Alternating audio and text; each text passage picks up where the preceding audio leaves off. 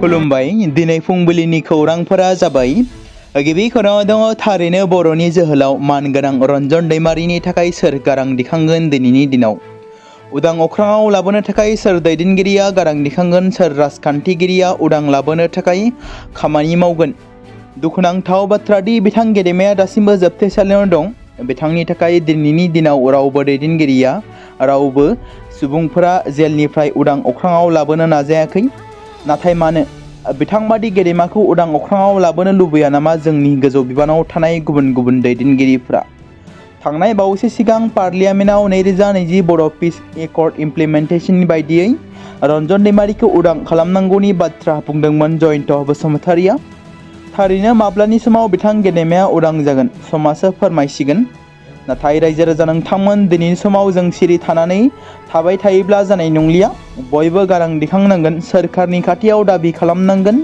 खुंथाय सोरखारनि हेंथायै जेलनिफ्राय उदां अख्राङाव लाबोनो थाखाय बाथ्रा बुंनांगोन नोंथांमोना बर'नि सोर साबेसे दैदेनगिरिफोरखौ उदां अख्राङाव लाबोनो होनना बाथ्रा बुंनाय नुनो मोन्दों थारैनो माब्ला उदां अख्राङाव फैमारगोन गेदेमा बिथाङा समाजो फोरमायसिगोन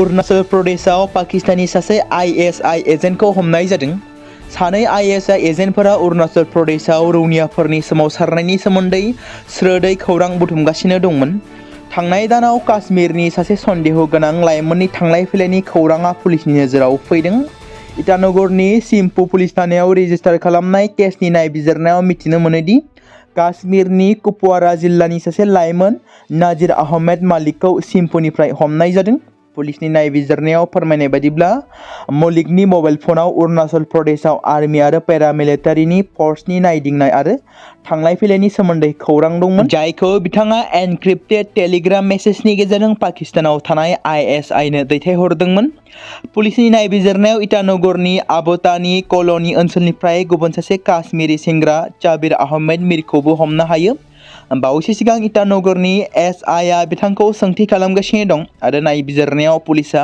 मावख'आरि महरै बेनि बागै जेबो फोरमायाखै मख'नो गोनांदि 6 सान सिगां पाकिस्तानाव अरुणाचल प्रदेशखौ चीननि बाहागो होननानैबो बिथाङा बुंदोंमोन कर'ना भाइरासनिफ्राय लानानै केन्सार मुलिसिम जायखिजाया जेंनानि थाखाय गोहोगोरा होननानै मिथिजानाय योगा गुरु बाबा रामदेवआ बे खेबाव दिल्लीनि गिख्रंथाव बार गुबुंले जानायखौ होबथानो थाखाय मोनसे गोमोथाव राहा होननानै फिन खेबसे दान्थे बिदान्थे गोनां मोगा-मोगि जानो गोनां जादों बिथांनि बादिब्ला हादोरा जौगागासिनो दं बेखायनो हाद्रि बारायगोन बेनिखायनो सुबुंफोरा एयार पारफिलार्स बायदि सुबिदाफोरखौ नागारनांगौ बेनि सोलाय न'आवनो गावनि पर्दाखौ खेवनानै लानांगौ बावैसो सिगां मोनसे टिभि चेनेलजों मोगा-मोगियाव रामदेव बिथाङा बुंदोंमोन दि हादोरा दासिमबो जौगानायनि लामायाव दावगालांगासिनो दं आरो बे थासारियाव एसेब्लाबो हाद्रि सोमजिगोन माब्लाबा दिल्लीया गेस चेम्बार बादि जालाङो बेबादि थासारियाव नोंथाङा गावनि न'नि पर्दाखौ खेवनांगौ बे पर्दाफोरखौ 15 आरो 20 साननि गेजेराव खेबसे साफा खालामनांगौ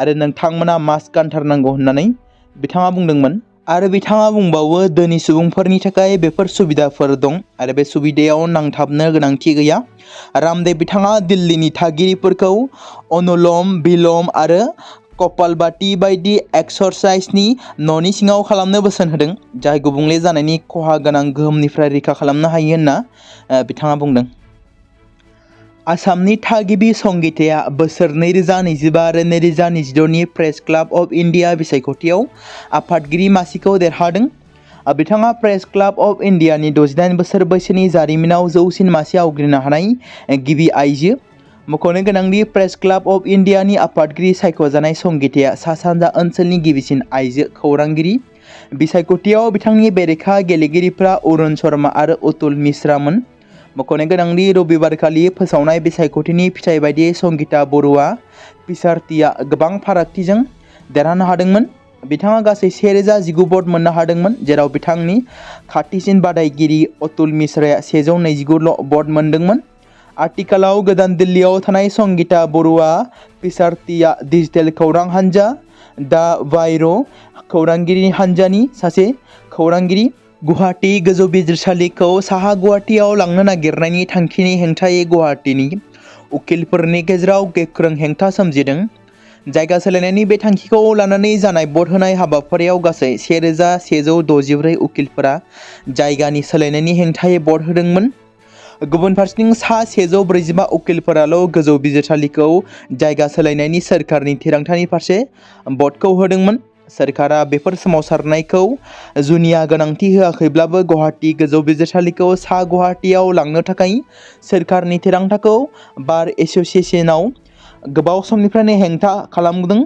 गोजौ बिजिरसालिनि गोदान न'खौ गायसननो थाखाय सोरखारा थियारि खालामनायनि एबा थियारि जानायनि सिगांनो 8 डिसेम्बर खालारनिफ्राय 11 डिसेम्बर खालारसिम उकिल हारिनि गेजेराव मोनसे सिक्रेट बेलट होनाय जादोंमोन। सनिबारखालि बेलटफोरखौ साननाय जादोंमोन, जेराव न'टआव सा 21 सुबुंफोरा भटखौ होदोंमोन आरो सा 13 जन भटआ गनायजाथाव नङामोन। भट साननायनि बे फिथाइखौ मख'नानै गुवाहाटी गोजौ बिजिरसालि बार एसोसिएशना गोजौ बिजिरसालिनि गाहाय बिजिरगिरिनो मोनसे गोनांथार लाइजाम हरनायनि थिरांथा लादों होननानै फोरमायदों। आसामनि गिबि मन्त्रि डक्टर हिमन्त बिश्व शर्मा बिथाङा सोनाब बेंगल सोरखारखौ गोख्रों रावजों सोंखारिदों।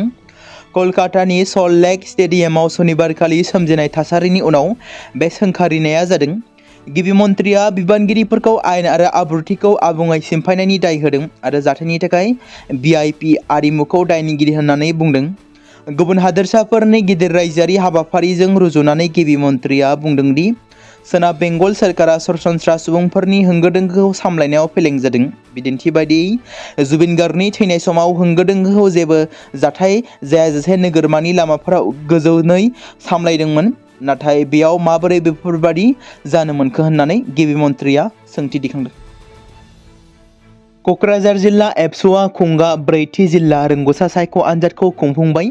रायजोनि गं 18 जिल्लाफोराव एबसुनि खुंगा 10थि मिरु रोंग'सा सायख' आनजादजों लोगोसे क'क्राझार जिल्ला एबसुआबो खुंगा 4थि जिल्ला रोंग'सा सायख' आनजादखौ मैया खुंफुंबाय। एबसुनि गुनगोनां सोलोंथाइनि जांख्रिखांनाय मावथांखिनि गेजेरजों फरायसाफोरखौ बादायलु आनजादफोराव आखा-फाखा खालामनो आरो सुबुं सम्पद सोरजिनो थांखिजों एबसुआ बोसोरफ्रोमबो खुंबोनाय बायदिनो देग्लायबो खुंगा 10थि मिरु रोंग'सा सायख' आनजादखौ रायजोनि गं 18 जिल्लानि 226 आनजाद मिरुआव थाखो 9 आरो थाखो 10 नि गासै सा 14,424 फरायसा फरायसुलिफोरा बे आनजादाव जिरायदों। बेजोंनो लोगोसे क'क्राझार जिल्ला एबसुआबो माखासे बोसोर सिगांनिफ्राय खुंबोबाय थानाय बायदिनो थाखो 6, थाखो 7, थाखो 8 नि फरायसा फरायसुलिफोरखौ लानानै खुंगा 4थि जिल्ला रोंग'सा सायख' आनजादखौ मैया जिल्लानि गं 24 आनजाद मिरुजों लोगोसे खुंफुङो। बेनिनो क'क्राझार जिल्ला रोंग'सा सायख' आनजादखौ मैया फुङाव क'क्राझार सहरनि क'क्राझार हिनजावसा गोजौसिन गेजेरारि फरायसालियाव मिरु एबसुनि सोलोंथाइ नेहाथारि सोमावसार बसुमतारिया बाहागो लानानै बेखेवनानै होयो। हाबाफारियाव बाहागो लानानै एबसुनि सोलोंथाइ नेहाथारि सोमावसार बसुमतारिया आनजादनि सोमोन्दै माखासे बाथ्रा बुंथियो। हाग्रानि मैदेरनि गाग्लोबनायाव बिपुल नार्जारिनि गंसे नखरा सिलिंखार। थांनाय हरनि 9 रिंगासो समाव हाग्रानि मैदेर फालोआ तामुलपुर जिल्लानि सेसापानि कुमारपारा गामिनि बिपुल नार्जारिनि थाग्रा न'खौ बोख्ला बोसि सिमफायनानै गालांदों। लोगोसे जानो थाखाय थिनानै दोननाय बस्तानि माइखौबो दिहुननानै जालांदों होनना नखरनि सुबुङा फोरमायदों। बेजों लोगोसेनो फख्रिपारा गामिनि आतिम बरगयारिनि माइ दोनग्रा न'नि इन्जुरखौबो बोफायनानै जानो थाखाय थिनानै दोननाय माइखौ जालाङो। तामुलपुर सेसापानि ओनसोलाव गोबाव समनिफ्रायनो सोमजिबाय थानाय हाग्रानि मैदेर आरो सुबुंनि गेजेराव जाफ्लेबाय थानाय दावहाखौ हाग्रा बिफान आरो आसाम सोरखार, बिटिसि सोरखार आरो लोगोसे समस्तिनि एमसिएलए एमएलएफोरखौ बेनि सायाव दासिमबो जेबो बिफाव लाफैनायखौ नुनो मोननाय जायाखै। फैगौ समाव मैदेर आरो सुबुंनि गेजेराव सानफ्रोमबो सोमजिबाय थानाय दावहानि सायाव आसाम सोरखार एबा बिटिसि सोरखार आरो एमसिएलए एमएलए बिथांमोना मा बिफाव लायो समाजआ फोरमायसिगोन। एबसुनि 58थि थान्दै जख'न्थाइखौ उदालगुरि जिल्लानि टंलायाव जानुवारि जोबथा एबा फेब्रुवारिनि गिबि सप्तायाव खुंफुंनो थाखाय साखाफारा जाबाय। दुलाराय बर' फरायसा आफादनि 58थि थान्दै जख'न्थाइखौ टंलायाव खुंनो थि खालामबाय। उदालगुरि जिल्ला आरो टंला दख'रा दुलाराय बर' फरायसा आफादनि थान्दै जख'न्थाइ खुंफुंनो रायदाव आफाद दानाय आफादनो बिबान होबाय। टंला कलेजनि अडिट'रियामाव हलाव दुलाराय बर' फरायसा आफाद, उदालगुरि जिल्ला आरो टंला दख'रा दुलाराय बर' फरायसा आफाद जथायै रायदाव आफादखौ लाना सावरायलायो आरो बे आफादाव दुलाराय बर' फरायसा आफादनि आफादगिरि दिपेन बर' बिथाङाबो बाहागो लादोंमोन। नगावनि मल्लापट्टीनि गंसे प्राइभेट क्लिनिकनिफ्राय सासे थगायसुला सुबुंखौ हमनो हादों। हेबरगाव पुलिसा हरनि समाव लाहरिघाट आलिटांगानियाव सुजित उद्दीनखौ खादों। बियो नेमसि नार्सिं हमाव गोबाव समनिफ्रायनो गोबां सुबुंफोरनिफ्राय नंखाय नार्स महरै एबा नंखाय डक्टर महरै खामानि मावनानै बिथाङा रां बुथुमगासिनो दंमोन। सुजित उद्दीननि हेंथायै गोबां सुबुंफोरा अजद होदोंमोन। हेबरगाव पुलिसा रबिबारखालि हराव अपारेशन खालामनानै थगायग्रा नार्सिं हमनिफ्राय बिथांखौ हमनो हायो। सिसिट'वाया कनसालेटिभ ग्रुप दानो थाखाय थांखि आजावबाय। मैया सिसिट'वानि मोनसे गोनां मेलखौ गुवाहाटीआव थानाय ट्राइबेल रेस्ट हाउस पल्टन बाजाराव जुथुमनाय जादोंमोन। आसाम सोरखारा बांसिन सुबुं अनजिमा थानाय आरो फारफ्रोमबो बिथिङाव जौगानाय आसामनि मोन 6 हारिनो एसटि होनो मोनथाय होनो थामहिनबा जिअएम थामहिनबा ग्रुप अफ मिनिस्टार होनाय रिपर्टनि सायाव नायबिजिरनो थाखाय सिसिट'वाया मोनसे कनसालटेटिभ ग्रुप दानो थाखाय मैयानि मेलाव थांखि आजावनाय जादों। बे कनसालटेटिभ ग्रुपआ जिअएमनि रिपर्टखौ मोजाङै नायबिजिरनानै आसाम सोरखारनो दान मोनसेनि गेजेराव इन्टारिम रिपर्ट गथायगोन। ट्राइबेल सुबुंफोरनि गेजेरनिफ्राय आयेन गोरों सुबुं बारग' IAS, IPS, ACS, IFS, IRS आरो गागि नोगोरारि दैदेनगिरिफोरखौ लानानै कनसालटेटिभ ग्रुपखौ दानाय जागोन। बे मेलाव दुलाराय बर' फरायसा आफादनिफ्राय मानगोनां आफादगिरि दिपेन बर' आरो लोगो गाहाय नेहाथारि दिनेश ब्रह्म बिथांमोना बाहागो लादोंमोन। मोनसे दुखुनांथाव जाथाय बाक्सा जिल्लानि दुमनियाव अन्थाइनि नेमप्लेटफोरखौ बुफायदों। मन्त्रि उरखावगोरा ब्रह्म बिथांनि मुंखौ बोखारनानै आसामनि केबिनेट मन्त्रि मानगोनां उरखावगोरा ब्रह्मनि लिरनाय बाक्सा जिल्लानि दुमनि ओनसोलाव गुबुन गुबुन जौगाहां बिथांखिफोरनि थाखाय गायसननाय अन्थाइ खाम्फाफोरखौ सिनाय मोनै सुबुंफोरा खहा खालामदों आरो सिफायदों। बेराफारसेथिं जाथायनि सायाव फिननाय होनानै मन्त्रि ब्रह्म बिथाङा ससियेल मिडियानि गेजेरजों गावनि दुखु मोननाय जाथायखौ फोरमायदों आरो बे खामानिखौ राजखान्थिजों थुलुंगा जानानै बुफायनाय होननानै सोंखारिदों। बिथाङा मोनसे पस्टआव बिथाङा बे जाथायखौ राजखान्थियारि बेरेखा थासारिजों दैदेनजानाय मोनसे लाजिनांथाव खामानि होननानै फोरमायदों आरो बे जाथायखौ अपारेशन नम निशान मिटाद' होनना मख'नानै मन्त्रि बिथाङा लिरदों दि बिथांनि मुं थानाय अन्थाइ खाम्फाखौ सिफायनाय एबा बोखारनाय जादों। बेखौ सोरबा सुबुंनि सायाव नङा, सुबुंखान्थिनि नेमखान्थिनि सायाव गाग्लोबनाय। बे जाथाया सुबुं सम्पतिनि रैखाथि आरो ओनसोलाव राजखान्थियारि बुफाय बुसि खालामनायनि बांबोनाय थासारिनि सायाव जिंगा सिदों होननानै मन्त्रि बिथाङा पस्ट खालामदों। थांनाय सानखालि क'क्राझाराव आसामनि गिबि मन्त्रि डक्टर हिमन्त बिश्व शर्मा बिथाङा अरुणोदय 3.0 बिथांखिखौ बेखेवनानै होबाय। बिटिसिनि गासै 4 लाखनिबो बांसिन मुलाम्फागिरिफ्रा मैयानिफ्राय 1250 रांखौ दानफायाव मोननो हासिगोन। आसाम सोरखारनि बिथांखि अरुणोदय 3.0 नि गेजेरजों क'क्राझार जिल्लानि 1,20,854 मुलाम्फागिरिफोरजों लोगोसे बिटिसिनि गासै 4 लाखनिबो बांसिन मुलाम्फागिरिफोरा मैयानिफ्राय 1250 रांखौ दानफायाव मोननो हासिगोन। मैया क'क्राझारनि ग्रिनफिल्डआव 40,000निबो बांसिन आइजो अरुणोदय 3.0 नि मुलाम्फा मोनगिरिफोरखौ लानानै अरुणोदय 3.0 बिथांखिखौ बेखेवनानै होयो रायजोनि गिबि मन्त्रि डक्टर हिमन्त बिश्व शर्मा बिथाङा। हाबाफारियावनो रायजोनिनो रांखान्थि मन्त्रि अजन्ता नेउग, मन्त्रि जयन्त मल्ल बरुवाजों लोगोसे बिटिसिनि गाहाय मावफुं सोद्रोमा हाग्रामा महिलारिजों लोगोसे EM Rabiram Narzary, MLA Lawrence Islary, MLA Jiron Basumatary, बिटिसिनि मावफुं सोद्रोमाफोर आरो एमसिएलएफोरनि बाहागो लानायजों बेखेवजायो अरुणोदय 3.0आ।